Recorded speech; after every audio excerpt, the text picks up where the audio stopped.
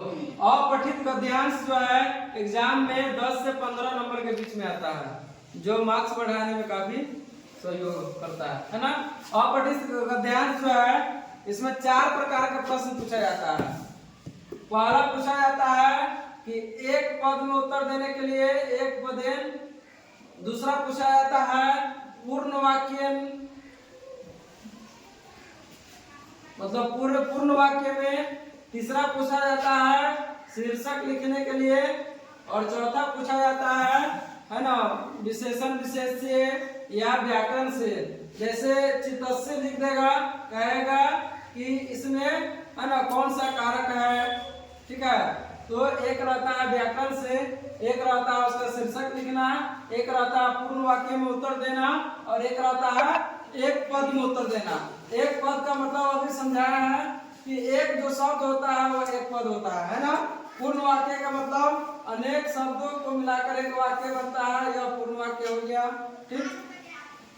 तो यहाँ मेरा पठित का ध्यान से पश्य पश्य मतलब देखो देखो, तत्र एकम उद्यानम अस्ति, वहाँ एक क्या है, उद्यान है। उद्यानम न केवलम सुंदरम अपितु विशालम अपि अस्ति। उद्यान जो है न केवल सुंदर अपितु क्या है, विशाल भी है।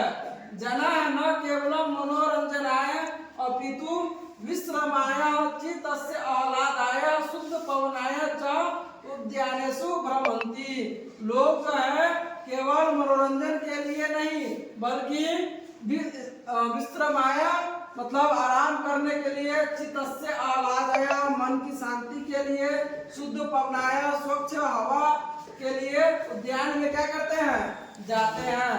तत्र उन्नता वृक्षा, वहाँ के उन्नत वृक्ष, मनोहारिणी पुष्पानि, मनोहर मन को आकर्षित करने वाली, मन को प्रसन्न करने वाली पुष्प। खगनाम च मधुर ध्वनि, और पक्षियों की चहचहाहट, अनेक चिड़ियों की क्या है, मधुर ध्वनि। सर्वेभ्य जीवेभ्य सदैव सुखम एव यच्छति, सभी जीवों का हमेशा क्या सुख चाहती है।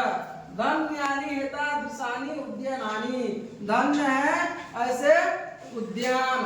अब मेरा पहला प्रश्न है एक पदेन उत्तरत्, उद्याने कीदृशा वृक्षा सन्ति, उद्यान में कैसा वृक्ष है। तो इसको खोजेंगे, यहाँ लिखा हुआ उद्यानते उन्नता वृक्षा। तो इसको बनाने के लिए चूंकि यह एक पद कह रहा है तो यहाँ से यहाँ तक लिखेंगे।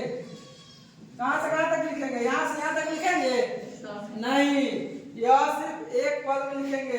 तो उद्यान में कैसा वृक्ष है, तो कैसा वृक्ष है, उन्नता।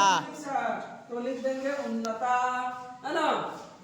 उसी प्रकार हम है उद्याने के साम ध्वनि सुखम यच्छति, उद्यान में किसकी ध्वनि सुख को बढ़ाती है ना। यहाँ है खगानाम च मधुर ध्वनि सुखम एव यच्छति, मतलब चिड़ियों की जो मधुर ध्वनि है वह सुखों को क्या करती है, बढ़ाती है। तो यहाँ क्या लिखेंगे, खगानाम किसकी ध्वनि, तो चिड़ियों की ध्वनि, है ना। यहाँ से यहाँ पूरा नहीं छाप लेंगे, क्यों, क्योंकि यह एक पद में कह रहा है, और जहाँ एक पद में कहा जहाँ वहाँ एक पद में ही लिखेंगे, अर्थात एक शब्द में हम आंसर खोजेंगे, है ना।